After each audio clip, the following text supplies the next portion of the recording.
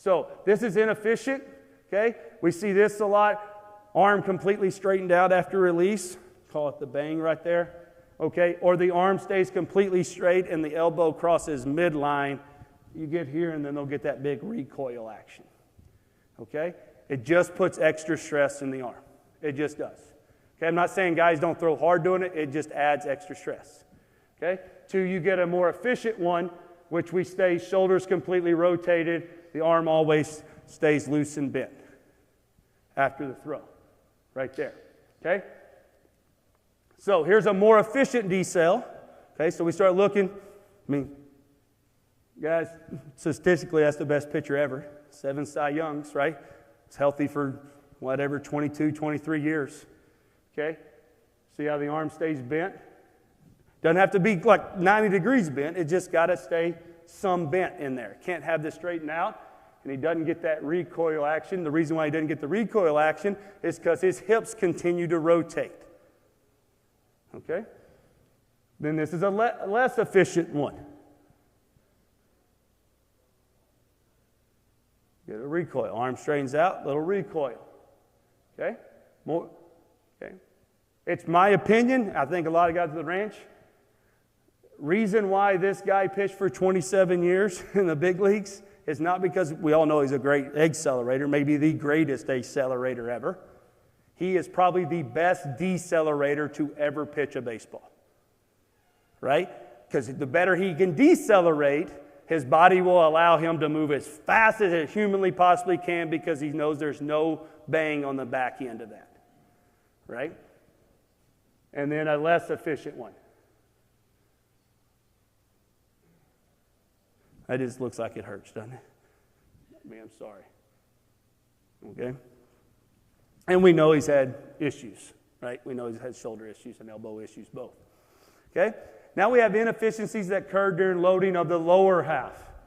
Okay, this is we've kind of hit on this a little bit already. Let's see, check my time here.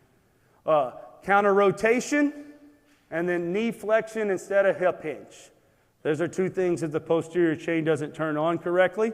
So what we want a guy to do is what we call pelvic load, and some people call it the drift, whatever. I still call it pelvic load because we're making the pelvic load and move forward, right? Some guys will get a big tilt with it. Some guys won't. That's kind of a mobility, stability type issue with that guy. But basically what we're trying to get is the back glute, your back posterior chain, to start a little semicircle around your front one to move you forward, and that was what should create internal rotation in your front leg because my back glute moved forward, right?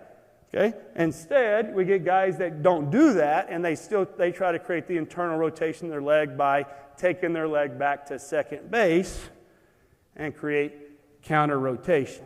And you guys can try it. If you do that, there's nothing on the backside turned on. Right? My right here's turned on, but not in my glutes. Okay? So that's pelvic load, counter rotation. Pelvic load, counter rotation. Look how far these guys are away from the rubber already with their hips by the time they reach peak leg lift. Pelvic load, counter rotation. All right? So here's counter rotation. Well, we see that pretty often, right? See it a ton, actually, unfortunately. And then this is what pelvic tilt and load looks like. Everybody see the difference between those two? Right? You can tell that glute is getting turned on. That back leg is doing the work. Okay? Then the next one is hip hinge versus knee flexion. We can see he's set back here. His hip socket is now behind his ankle bone, and his shoulders are still over his ankle bone. That is a hip hinge. This is a knee flexion. His hips are in front of his ankle bone, and his shoulders are in front of his. Most of the time causes a huge direction issue. As you can see, there's the catcher. He looks like he's throwing over there, doesn't he? Okay? There's hip hinge, knee flexion.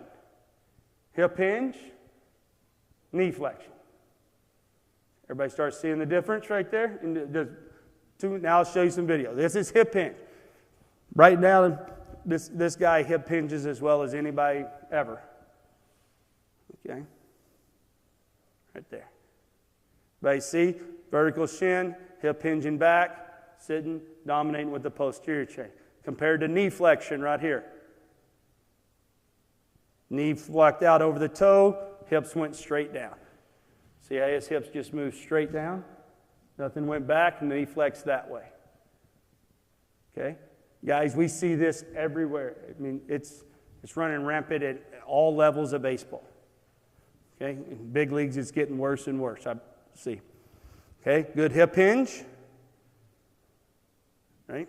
See the hips sit back like he's sitting in a chair. Knee flexion. Everybody starts seeing the little difference between the two, right? Now, inefficiencies that occurred during the unloading of the lower half. Landing offline and early pelvic extension. And I'll talk a little bit about that when we get there. So, our guys, if they sit in the hinge correctly and rotate while they're still in the hinge, they will land online. So you got to think, if I was trying to steal a base, I know I would steal the base that way, I know, but if I'm a right-hander and we were just, say the base was the other way, if I was going to run and sprint that way, if I stayed straight up and I tried to run, I would immediately move off at that direction. To move directly straight, I hinge, I stay in the hinge, and rotate. Okay, that's how you run. That's how you run straight. That's how you have to pitch to land on line. Do not draw a line down the mound and tell your pitcher to land on it, though. That is not what we're doing, because they will land on it, right? That's not what we're doing. This is just a measurement to tell us whether they're hinging and rotating through the hinge, for the most part, okay? And if you don't, we get things like this. Landing closed. See that lane now? Let me play back real quick here. Sorry. This lane, we just draw it as their foot width. Everybody see the lane? It's the toe and heel down the line. Easiest way to find it. Okay? So you can see that. So his toes there, straight ahead, land extremely closed. Now, I don't know why Weaver started doing this, because if you go back and look when he was really good, he landed right there.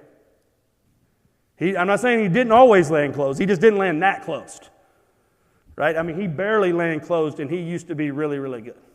If you go back and look, his junior year in college were video game numbers.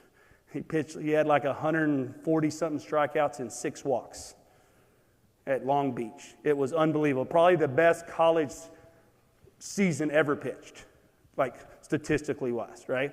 And then he just started creeping more and more over there, and all of a sudden he lost his velo. Why? Your low back can't handle that. Can't handle that torque. Or you land open, right? If we don't stay in that hinge, right? It's hard to find big leaguers that land open, okay? I'm just saying it's hard to find anybody, but it does happen, okay? So here's landing closed. Counter rotation leads to this sometime. Now we have to throw across our body. Now you can see something up here is compensating for the lack of rotation that's happening from the pelvis, okay? Or you land open. See how he just flies open to get there, right? Now, either way, landing closed or landing open almost is always going to lead to an early launch, right? And you would say, how does landing open lead to an early launch? Because if I step and throw that way, I'm trying to throw to the camera, I have to make my arm go that way to throw the ball to the camera, right? It's just as dangerous as landing and throwing across your body, maybe even more dangerous for your elbow, okay? The next one is rotating. So this guy's rotating. You can see how the hips stay back here behind the heel. And then this guy's extending. See how they get outside the shoulders? The hip stays under the shoulder here. The hip extends to the throwing side outside the shoulder. So basically what happens is he's in his quad because of knee flexion, and they unload that way. If they stay in the hinge, they unload that way. That's what we're looking at. And it's all because of didn't turn the right posterior chain on, right?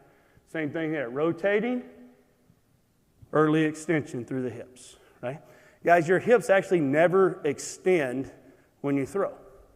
You rotate through a hinge, and then I go over my front foot this way. I never get what we call extension when you throw. It doesn't happen. Or it shouldn't happen. I'm not saying it doesn't happen. We do see it happen, right? It just shouldn't happen. Okay? So here's maintaining hip hinge and rotating. See how he just sits and rotates. And you can see when they rotate, this is pretty much like a straight line from their leg up to their shoulder, right through their hip socket. Okay, see how that is? Okay? Then we get early pelvic extension. Now you can see how his hips are pushing out towards the third base dugout as he's trying to rotate. Right? Okay? Here's maintaining hip hinge and rotating.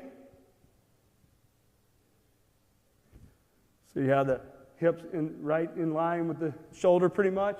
Here's that early pelvic extension. See the hips shoot out this way? Right? And it's all because of knee, this is because of knee flexion, and the other one's because they hinge at the hips. Okay? Here's hip hinge. There's Chapman back when he was a Cuban, or playing for the Cuban national team. He still is a Cuban. Okay. Just when he was playing for the Cuban national team. Right. See that rotation? How everything just lines up through the shoulder? Because he stays in a hinge position. So now all the energy is going to get directed straight to the target.